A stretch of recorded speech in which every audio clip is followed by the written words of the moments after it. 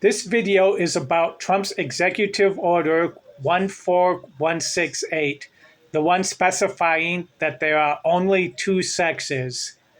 Now, there are many sources rightly condemning the way this order aims to erase transgendered people. This video, however, seeks to call attention to some less publicized problems with it.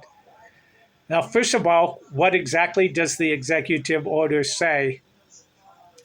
The stated purpose is to protect women by preventing men from self-identifying as women in order to enter single-sex spaces such as showers, domestic abuse shelters, prisons, etc.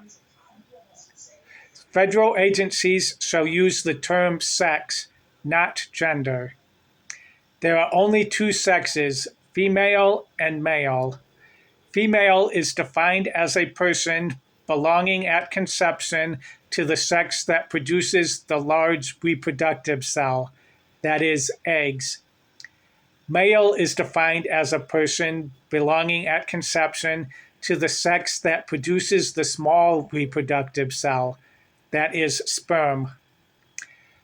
Federal agencies are required to eliminate all policies, forms, communications, etc., that promote gender ideology.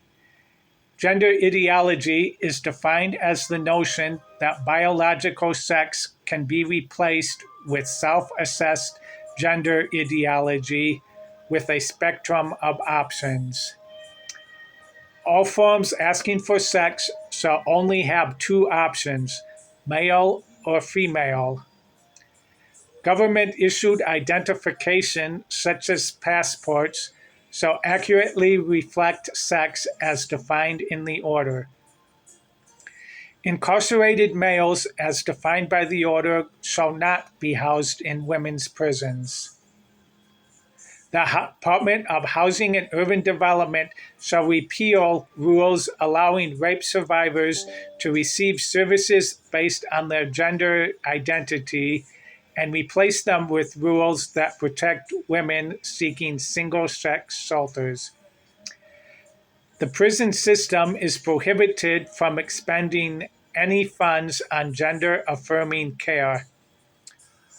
All intimate spaces under federal control shall be divided by sex as defined in the order.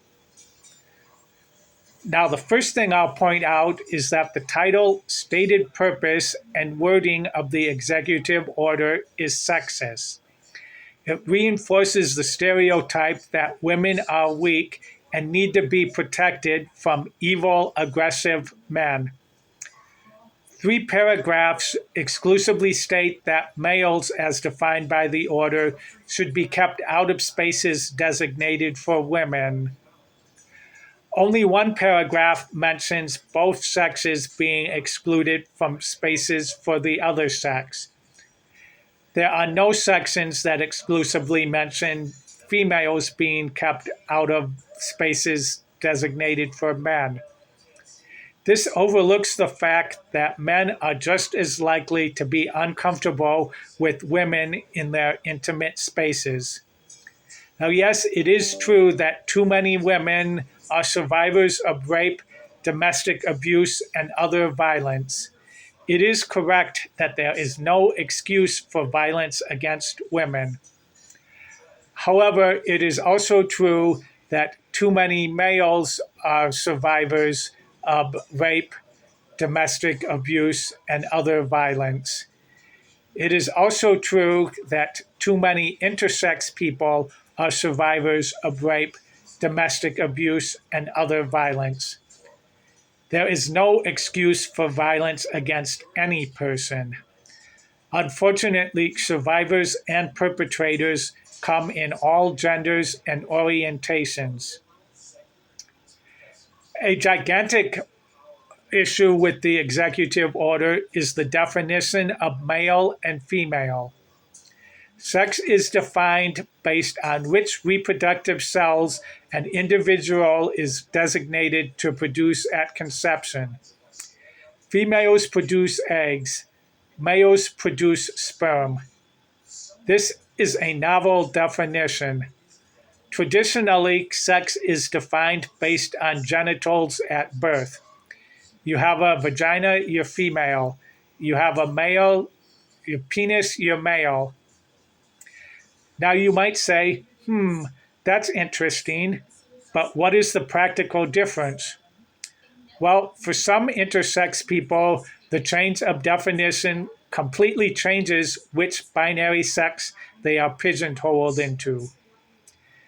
There are several intersex characteristics that often manifest as an individual that externally has a vagina but internally has testes that produce sperm.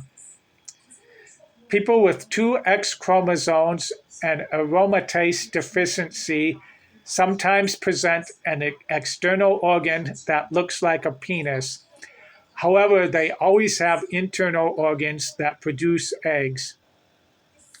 For the above-mentioned people, the change of rule will cause all kinds of chaos.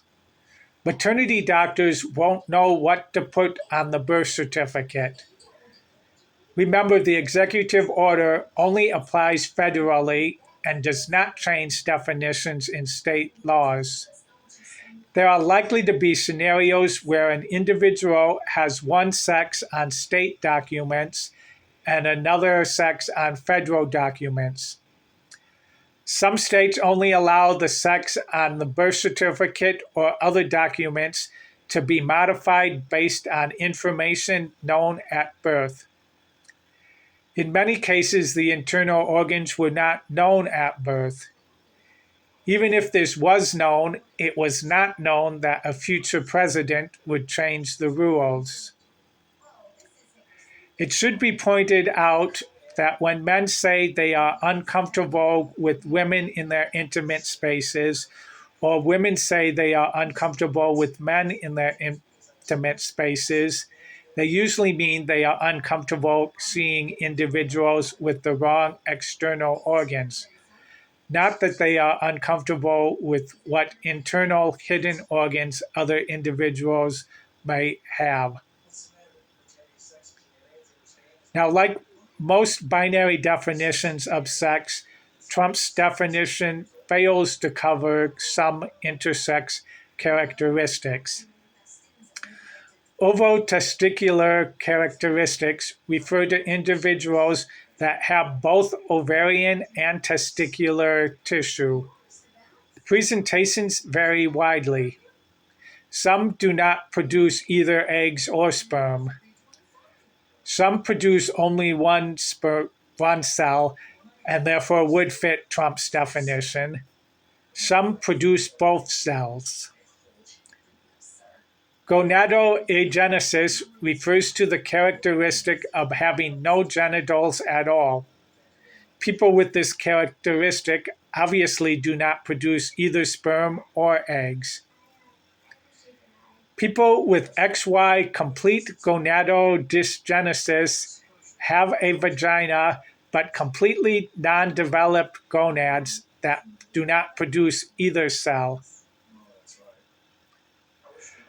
Another consideration, Trump's definition of sex assumes that which reproductive cells an individual produces is determined at conception. Is this correct? Well, the answer is somewhat complex. Environmental factors during pregnancy can and do cause gonads to be missing and or underdeveloped and therefore not produce any reproductive cells. In general, environmental factors do not cause an individual to form functional gonads opposite what is specified in their DNA.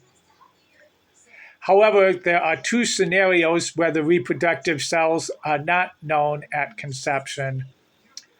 One is an early mutation. Certain mutations occurring after fertilization but before sexual differentiation can reverse which gonads form. The other is chimerism. Chimerism is when two embryos fuse to form a single individual. It is not known at conception that this is going to occur. If the embryos happen to have different sex chromosomes, it is not known at the time of fusing which set of genes will end up in their reproductive organs. Now, a possible interpretation of Trump's definition is to rely on what the DNA at conception specified should happen, ignoring any later effects of mutations or fetal environment. Now, for environmental effects causing gonads to be missing or non-functional, this makes some sense. However, for mutations occurring between fertilization and sexual differentiation, this interpretation causes some issues. To begin with, it is rarely known when this happens. Determining that a mutation happened with that timing would require expensive and tedious genetic detective work. But what if it did become known that that happened? Then following this particular interpretation, an individual would be assigned a sex that is completely at odds with their individual's physiology. Additionally, this interpretation still fails to handle chimerism. Now, I hope people watching this video, regardless of their viewpoint, find it informative and thought-provoking.